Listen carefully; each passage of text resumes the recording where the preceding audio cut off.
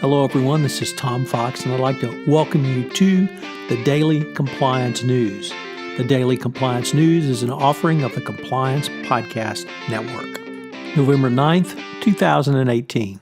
What happens when the regulators start to look at your technological solutions? This is a problem that Wells Fargo is now facing, as the Office of Comptroller of the Currency has sent Wells Fargo a regulatory warning that often precedes an enforcement action. The bank has failed or isn't expected to meet deadlines around 24 technology-focused OCC regulatory warnings. These include software vulnerabilities, cybersecurity concerns, and risk management inconsistencies.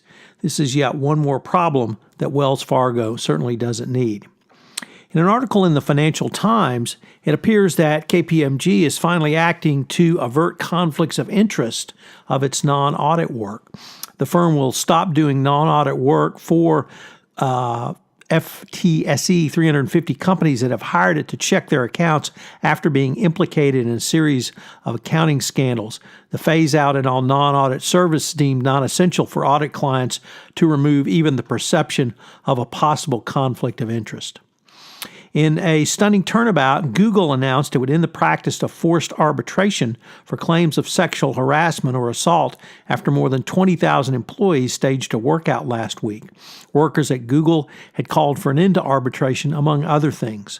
This is a clear demonstration of the continued power of the Me Too movement. It comes from an article in the New York Times.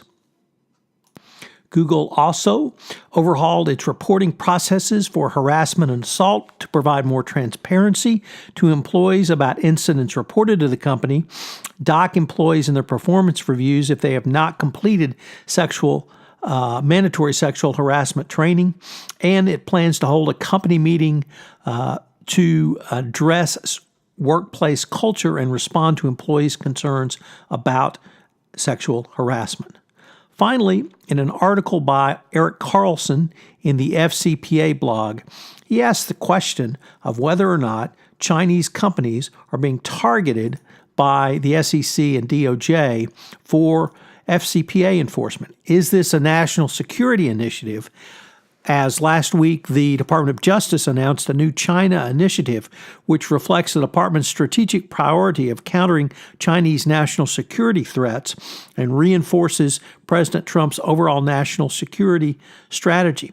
The initiative listed top 10 goals, one of which was to identify FCPA cases involving Chinese companies that compete with American businesses.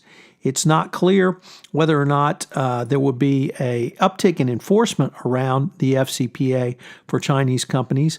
Up until 2016, fully 25% of all FCPA cases came from China, no doubt due to the corrupt nature of the Chinese political system. This is Tom Fox. I hope you've enjoyed this episode of the Daily Compliance News. And I hope you will check back every day as I go through some of the top stories. Once again, if this is a series that you enjoy or like or you find useful, I hope you will let me know as I consider whether I will move this forward into 2019. Please give me an email at tfox@tfoxlaw.com, or you can leave a comment on any of the sites where I list this podcast. Thanks again, and I hope you'll join me tomorrow for the Daily Compliance News.